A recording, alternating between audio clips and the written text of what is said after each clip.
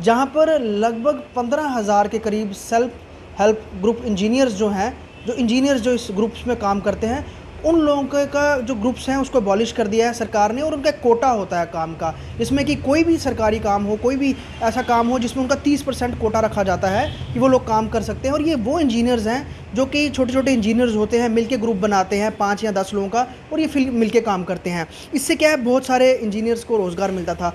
लेकिन सरकार ने इन ग्रुप्स को एबॉलिश करके कहीं ना कहीं इन लोगों की रोजी रोटी छीन ली है। मेरे साथ सेल्फ हेल्प ग्रुप जम्मू के एसोसिएशन के प्रेसिडेंट हैं जगपाल सिंह जी। जगपाल जी, जब ये सरकार ने ये निर्णय लिया कि इसको अबॉलिश कर रहे हैं, तो एकदम से किस तरह से आप लोगों का रिएक्शन आया? क्योंकि आगे ही बहुत सारे इंजीनियर्स ऐसे थे जो कह रहे थे कि हम बेरोज़गारी के पूरे इस दौर में गुजर रहे हैं, काम नहीं मिल रहा है, वैसे ही कोविड की सिचुएशन है, काम हो नहीं पा रहे हैं, ऊपर से ये सब हो जाना, तो कितने लोग अफेक्ट होंगे? और आखिरकार क्या कुछ एसोसिएशन अब आगे की रणनीति बना रही है सरकार से बातचीत करने की? देखिए जी, जब ये ऑर्डर पास हुआ है, हमें किसी स्टेक होल्डर को कॉन्फिडेंस में इन्होंने नहीं लिया है।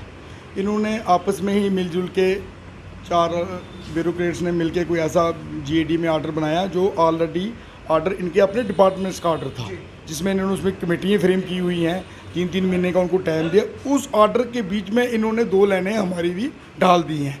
अब वो क्या सोच के इन्होंने डाली हैं, इस चीज़ की अभी क्लैरिटी हमें नहीं हुई है।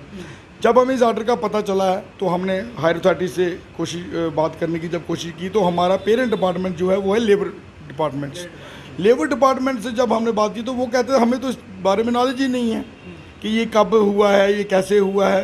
ये अचानक शॉक करने वाला न्यूज़ है। जब ड्यूटी बनी थी तो हमने सोचा था चलो ड्यूटी में हमें कोई अच्छे अफसर मिलेंगे और हमारी जो स्कीम को मैकेनिज्म मिलेगा, कोई स्ट्रेंथ मिलेगी, अच्छी स्कीम थी, ये थी।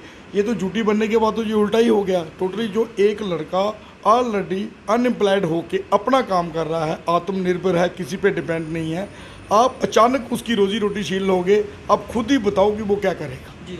एक आदमी है, उसका एक परिवार चल रहा है, इससे सब कुछ चल रहा है। और ऐसा नहीं है कोई, मतलब हमें ये बात नहीं समझ आ रही है कि इनको इतनी क्या मजबूरी पड़ गई है कि इनको ये रातों रात से स्कीम बंद करनी पड़ गई है। क्योंकि इस स्कीम का गवर्नमेंट के ऊपर कोई बर्डन नहीं है, गवर्नमेंट इसकी कोई फंडिंग नहीं करती है। अनएम्प्लॉयड इंजीनियर जब डिप्लोमा करके आता है, जब डिग्री करके आता है, जब तक उसको कहीं जॉब नहीं मिलती है, वो अपना एक सेल्फ हेल्प ग्रुप बनाता है। उसमें ऑलरेडी जो गवर्नमेंट के डिपार्टमेंट्स में टेंडर्स होते हैं उसमें से ही हमें ये 30% कोटा देते हैं, ना कि हमारे लिए कोई अलग निकालते हैं। हमें उसमें कोई परेशानी नहीं है, हमारा काम चल रहा था, सिस्टम ठीक था। अचानक ये कहते हैं जी आप अब उस काम नहीं रहे। आप हमें बताओ, जो 16-16, 17-17 साल से लड़के इस काम में कर रहे हैं, अब वो आगे कहाँ जाएंगे? उनकी आइडेंटिटी क्या है? हमारी आइडेंटिटी तो सेल्फ हेल्प ग्रुप ही है। जब इनको उस टाइम जब हमने जॉब के लिए बोला देना जी हम जॉब नहीं दे सकते आपको, हम ये ग्रुप बनाएंगे, आप काम करो। अब इनकी पॉलिसी है कि ये हर डिस्ट्रिक्ट में पॉलिटेक्निक कॉलेज खोल रहे हैं, गवर्नमेंट की पॉलिसी। उसमें से इतने इंजीनियर निकलेंगे, जॉब ये दे नहीं सकते, सेल्फ हेल्प ग्रुप को ये बंद कर रहे हैं, उन लड़कों को कहाँ ऑब्जॉर्व करेंगे जी? ये दोगली पॉलिसी की हमें नहीं समझ आ रही है। ये चाहते क्या है, ये क्या इनके ऊपर प्रेशर है, ये क्या है? इनके जो भी इनके पॉलिटिकली है, सारे हमारे साथ हैं, सब आप देखते हो, सब कंडेम कर रहे हैं कि ये गलत हुआ है। अब आगे का जो होगा वो हम 1-2 दिन इनका वेट कर रहे हैं कि ये अपना जो ऑर्डर है रिवोक कर लें। अगर ये नहीं करते हैं तो उसके बाद की जो होगी हमारी फुल एजुटेशन की तैयारी। बहुत बार दिल्ली में ये कहा गया है, बड़े जो हमारी वहाँ की दिल्ली की सरकार है उन्होंने कहा है हमें ज़मीन से सही इन्फॉर्मेशन नहीं आती है कि होना क्या है, करना क्या है। बहुत सारे ऐसे फैसले देखे गए जो कि पहले लाए जाते हैं, बाद में उनको रिवोक किया जाता है। ये फैसला भी है। और अब जो जहाँ की जो पॉलिटिकल लीडर्स हैं, ख़ासतौर पे बीजेपी के, उनका क्या कहना है? अगर आप उनसे मिले हो तो उन्होंने क्या आपसे जिक्र किया है? कल हमने स्टेट प्रेसिडेंट जो हैं हमारे रविंद्र रैना जी से मुलाकात की है। उन्होंने हमें आश्वासन दिया है कि ये आपका जो मेमोरेंडम है हम एलजी तक पहुँचाएँगे और जल्द से जल्द ये आपका जो ऑर्डर है ये रिवोक कराएंगे। ये तो एम्प्लॉयमेंट की न्यू वो है, इसको बंद करने का तो मतलब ही नहीं है। हम तो चाहते हैं कि जो अनएम्प्लॉयमेंट है वो ख़त्म हो। हम तो कह रहे हैं कि ये इतनी अच्छी स्कीम है, इसको और स्ट्रेंथ करें, इसको और मजबूती से लाएं, ताकि जो लड़के 2004 के बाद आप देखो कोई भी ज़मीनी स्तर पर इंजीनियर्स ने स्ट्राइक नहीं की है कि हमें जॉब दो। आप कहीं भी देख लो, कभी नहीं किया। हम क्या होता है कि लड़के आते हैं, ग्रुप बनाते हैं, काम करते हैं, जब उनको कहीं जॉब लगती है अपना ग्रुप डिज़ॉल्व करते हैं, जॉब में लग जाते हैं। तो ये बड़ा एक बैलेंस सा सिस्टम चल रहा था सेल्फ हेल्प ग्रुप का और इंजीनियर्स के बीच में। अब अचानक ये जो इसको हम तो बोलते हैं जी, ये तो तानाशाही वाला जो इन्होंने फैसला किया है, इसको जल्द से जल्द रिमूव करें। कई कई हमारे लोगों से बात हुई, उन्होंने कहा कि ये कुछ बड़े इंजीनियर्स या कॉन्ट्रैक्टर्स हैं, उनकी इन्वॉल्वमेंट है ब्यूरोक्रेट्स के साथ, जिन्होंने उनको बोला है कि इस चीज़ को अबॉलिश करने के लिए जो काम है 100 का 100% हम तक आना चाहिए, 30% कट जाता है वो ना कटे। क्या आपको लगता है कि ये एक एंगल हो सकता है कि हाँ बड़े कॉन्ट्रैक्टर्स या बड़े लोग जो बड़े टेंडर, क्योंकि जम्मू कश्मीर में भी बहुत ज़्यादा नए काम शुरू हुए हैं, बड़े बड़े काम शुरू हुए हैं और बाहर से सीधा कॉन्ट्रैक्टर्स आ रहे हैं, तो कहीं ना कहीं जो 30% वाला कोटा चला जाता है तो उससे बड़े कॉन्ट्रैक्टर्स को दिक्कत होती है। उस वक्त उसका भी ये नतीजा है कि ये सरकार ने निर्णय लिया था। तो कोई जहाँ तक जम्मू कंट्रैक्टर एसोसिएशन का सवाल है, उन्होंने तो हमारे साथ बहुत कोऑपरेट किया है। आज तक हमारे उनके साथ कोई ऐसा बात नहीं हुई, ना ही हमें कहीं लगा है कि उनको हमारी वजह से कोई दिक्कत है।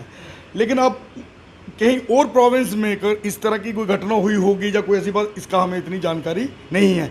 लेकिन हो सकता है ये भी एक एंगल हो। लेकिन जम्मू प्रोविंस की तरफ से हमें ऐसी कोई शिकायत नहीं है, ना कंट्रैक्टर एसोसिएशन को हुआ है, ना हमको उनसे कोई शिकायत है। तो अभी जो तमाम डिस्ट्रिक्ट्स में प्रोटेस्ट हुए, हमने कल देखा रियासी में, कठुआ में, कश्मीर में भी पैरेलली प्रोटेस्ट हो रहे हैं, तो सरकार एक दबाव में है। तो आपको लगता नहीं है कि अब ये इसको ज़्यादा इनको टाइम नहीं लगाना चाहिए, और अगर एक इन्होंने मेंशन किया भी है इसको तुरंत हटा देना चाहिए, जिस तरह से SRO 202 का आया था, फटाफट उसको जो है रिवोक कर दिया गया था, तो इसको ज़्यादा दिन नहीं लगाने चाहिए।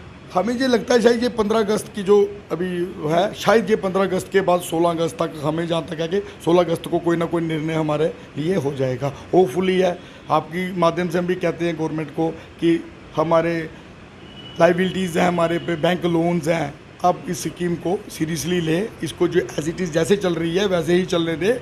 इसमें आपके पे हम बर्डन नहीं है, ये हम बार बार कहते हैं, आप पे हम लाइबिलिटी नहीं है, हम ये बार बार कहते हैं। इसलिए हमारी आपसे ये रिक्वेस्ट है एडमिनिस्ट्रेशन से, हमारे जितने भी पॉलिटिकल जो हमें सपोर्ट कर रहे हैं, कि प्लीज़ इसको स्टेशन को समझे। ये 25,000 फैमिलियों का मामला है, जगदम रोड पे आ जाएंगी।